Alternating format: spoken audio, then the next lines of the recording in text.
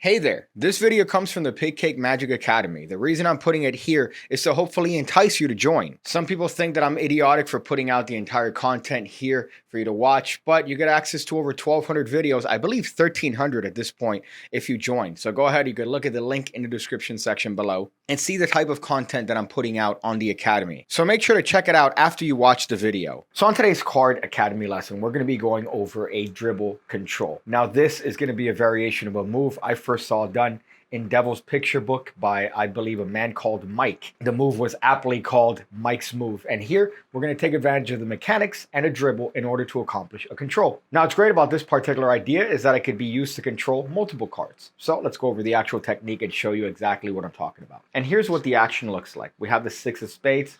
That card is scored up into the middle of the deck. And in the action of a dribble, guess what, my friends? That card is controlled directly to the bottom. This also works with multiple cards. As you can see, we have 2 cards that are squared up into the deck, and in the action of the dribble, guess what? We have both cards controlled to the bottom. So Mike's move from the Devil's Picture book looked a little bit like this. That move accomplishes the action of getting that card to the bottom of the deck. Now, I thought that this was a wonderful move, but I wanted to cover some of the angle sensitivity. So what I thought is adding a dribble. So the action is going to be as follows. We're going to take a card and we're going to out jog it towards the participant. The next step is that we're going to push that card in on the upper left corner of the pack. What's going to happen here is that when we push it in, obviously that card is not going to come in square to the deck. So what we're doing is essentially an angle jog. Now, as we push the card into the deck, what's going to happen is you're going to notice that this little corner is going to stick out.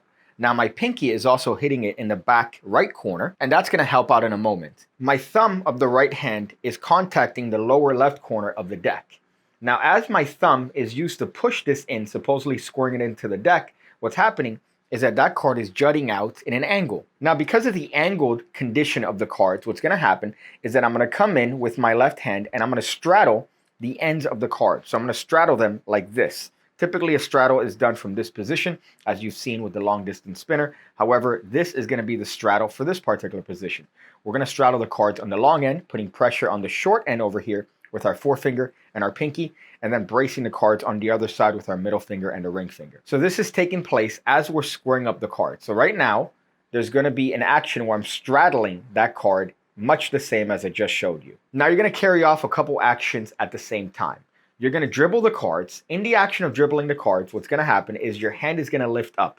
As your hand lifts up, that card is naturally going to be removed from the rest of the pack. You're putting pressure with your fingers, holding that card in place as your hand comes up to dribble the cards on top. Now, one little tip that I've learned after practicing this move is that you don't want to pull the card. You don't want to pull the card with your left hand.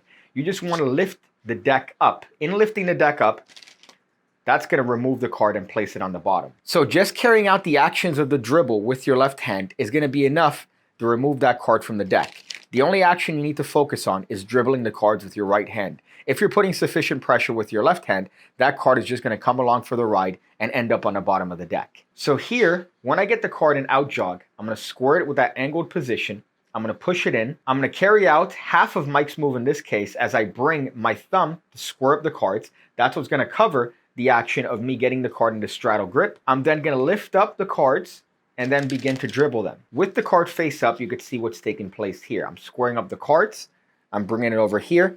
I'm lifting that card around and allowing the cards to dribble, falling on top of it. At speed, the move is very effective because it just looks like we're dribbling the cards, and really, that card is controlled to the bottom of the deck. Now, as I mentioned before, this is entirely possible with multiple cards. So in this case, I'm going to try my best to out jog them more towards the upper half of the deck. So in this case, I'm going to make sure that the cards are there in the upper half of the deck. It just makes it a little bit easier. I'm going to carry out the exact same actions, but this time with 2 cards. So now we're going to be straddling those 2 cards over here as opposed to that 1 card. The mechanics don't change. We're going to dribble the cards, and that's what's going to bring the cards to the bottom of the deck. So the mechanics aren't necessarily going to change with multiple cards. However, what's going to become difficult is making sure that the cards actually come off correctly. So I would use this for 3 cards, 4 cards, it becomes a little bit difficult. Now, it is entirely possible to do the movement with 4 cards. However, it is a little bit difficult to make sure that those cards are actually removed appropriately, because if there's a little bit of humidity in the air, those cards are going to have the tendency to stick together, and that straddle is going to be a little bit difficult in order to remove the cards from the deck. But it is possible. Now, you notice that the actual action of the dribble